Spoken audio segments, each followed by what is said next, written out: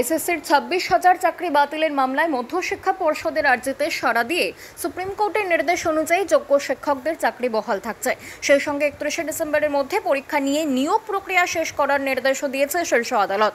আদালতের এই সিদ্ধান্তের পর নবান্ন থেকে সাংবাদিকদের মুখোমুখি হয়েছেন মুখ্যমন্ত্রী মমতা বন্দ্যোপাধ্যায়। তিনি বলেন, ডিসেম্বর পর্যন্ত আমাদের সময় দিয়েছে সুপ্রিম কোর্ট। আপাতত স্বস্তি পেয়েছি। শিক্ষকদের বেতনের বিষয়ে আমরা চিন্তিত ছিলাম, কি করে দেওয়া যায়, বিকল্প পথও বলে দিয়েছিলাম। আমি বলেছিলাম আমরা দেখব যাতে চাকরিহারাদের কোনো অসুবিধা না হয়। আমরা সময় পেয়েছি, 2026 পর্যন্ত বিষয়টা যাবে না। আশা করি এবছরের মধ্যেই সমাধান হয়ে যাবে। আশা করি আমরা ভুল করব না। দ্বিতীয় সুযোগে যে কোনো গাফিলতি নয় তা এক প্রকার নিশ্চিতভাবেই জানিয়েছেন মুখ্যমন্ত্রী। তবে শিক্ষকদের চাকরি থাকলেও শিক্ষাকর্মীদের চাকরি থাকছে না। এ প্রসঙ্গে মুখ্যমন্ত্রী বলেন, আইনজীবীদের সঙ্গে কথা বলে তাদের পরামর্শ নিয়ে যা করার করতে হবে, তাড়াহুড়ো করা যাবে না। আইনের প্রতি সরকারের প্রতি ভরসা রাখুন।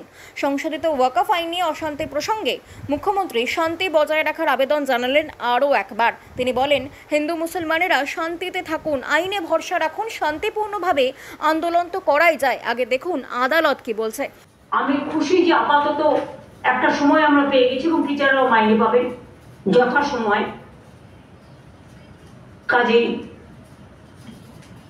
এটা তো একটা স্বস্তির, বড় স্বস্তির খবর। এবং একটা স্বস্তি যখন হয় তখন ভবিষ্যতের স্বস্তিও তার উপরে নির্ভর করে।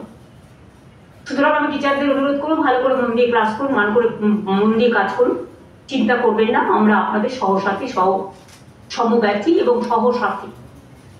আপনাদের বেদনা হলে আমাদেরও বেদনা লাগে। আমি রিকোয়েস্ট করব, এই মুহূর্তে সিচুয়েশন কেউ যেন আমরা গিয়ে লোকাল ছাড় আর সিচুয়েশনকে আমরা যেন কেউ কি বলবো, যে শান্তির বাতাবরণ ফিরে এসেছে, যে এখন মানুষের কাছে যেটা প্রয়োজন সেটা হচ্ছে কনফিডেন্সটা বিল্ড আপ করা। সেই কাজটা প্রশাসন করছে। তা নাহলে আমি নিজেও যেতে পারতাম, তাহলে আমি যাচ্ছি না কেন? আমি তো যাবো ঠিক টাইম। এখনই আমি যাওয়া মানে তাহলে আমি গেলে অন্যরা কেন যাবে না?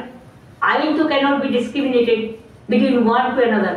আমি অ্যাপিল করব মাননীয় রাজ্যপাল মহাশয়কে, please wait few days more. আবার ভালো সেজে ভান করারও তো নেতাদের অভাব নেই। এই সময়ে সব মাছ ধরতে বেরিয়ে পড়ে। যখন বর্ষা আসে, পুকুর ডুবুডুবু হয়ে যায়, জলটা যখন পেরিয়ে আসে, পুকুরের ওপর ভরে যায়, তখন মাছ ধরি যেমন আমরা, সেরকম এই সময় কোনো কোনো পলিটিক্যাল নেতা বা নেত্রী মাছ ধরতেও বেরিয়ে আসে। সুতরাং আমি বলবো সবাইকে শান্ত থাকতে। বাংলা খবর, আপনার রাজনীতি, আপনার আওয়াজ।